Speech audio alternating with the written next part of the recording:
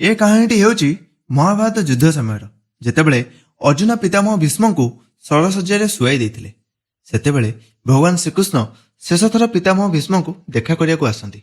पितामह भीष्म कष्ट जंत्रणा जर्जरित बाष्परुद्ध कंठरे केवल गोटे प्रश्न पचारती, हे माधव, मोर विगत 10 जन्म कथा मन अच्छी, मु किछि भी पाप करना, तेबे ए तीर शेष कौन पाई कष्ट जंत्रणा सही होना माधव, मत मो प्रश्नर उत्तर दिंतु। श्रीकृष्ण कहती आपण ठीक कहते, विगत 10 जन्म आपण किछि भी पाप करना किंतु आपण भोगुथिबा दंड विगत 10 जन्मर भी पुराणा पापर। गोटे राज्यर राजकुमार थिले, दिने जंगल रे भ्रमण करुथांती, सेतेबेले आपणक मार्गरे गोटे सापटी आसिला। आपण बहुत दयालु थिले, सापर किछि क्षति न करी ताको रास्तार आर पार्श्वरे छाड़ी देले। दुर्भाग्यवशत रास्तार आर पार्श्वरे कंटा बुदाटे थाए, साप जाई से कंटा बुदारे पड़ी जाए, जेते मुकुलिबाकू चेष्टा करे से सेते छंदी होई जाए, बहुत कष्ट जंत्रणा रे जर्जरित हुए, बहुत गुड़ाए कंटा ता शरीर सेमती फुटिकी थाए।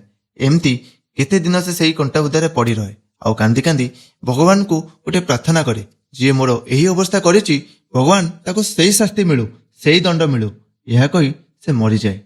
विगत 10 जन्म आपणक द्वारा किछि भी पाप होई नाही, तेणु सापर शास्ति आपणको मिली पारि नाही, किंतु एही जन्मरे जेतेबेले द्रौपदीर वस्त्रहरण हेउतिला आपण चुप रहिले। शक्ति सामर्थ्य बुद्धि विवेक थाई कि भी आपण अन्याय को रोकिबाकू चेष्टा कले नाही, आउ सेतेबेले ही आपण से सापर शास्ति पाइबाकू योग्य होई गले। जोपरि से सापटी कंटार सज्जारे दीर्घ दिन जाए पड़ी रही कष्ट जंत्रणा सही देहत्याग करिछि, ठीक सेहीपरि आपण भी ए सरसज्जारे दीर्घ दिन धरी पड़ी रही कष्ट जंत्रणा भोगी देहत्याग करिवे। गोटे कथा मने रखंतु, कर्मर फल केबे व्यर्थ जाएनी, ए जन्मरे हो 10 जन्म परे हो आपणकू भोगिबाकू ही पड़ी थाए। जय जगन्नाथ।